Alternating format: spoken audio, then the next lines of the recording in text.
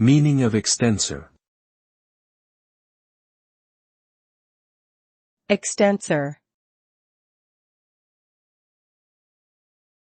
Extensor. Extensor. Extensor. Extensor refers to a muscle that causes the straightening of a limb or body part, increasing the angle between bones. These muscles are responsible for movements such as extending the arm at the elbow joint or extending the leg at the knee joint. They work in opposition to flexor muscles, which cause bending at a joint. The correct functioning of extensor muscles is essential for many activities and sports, as well as for everyday movements such as walking and standing upright.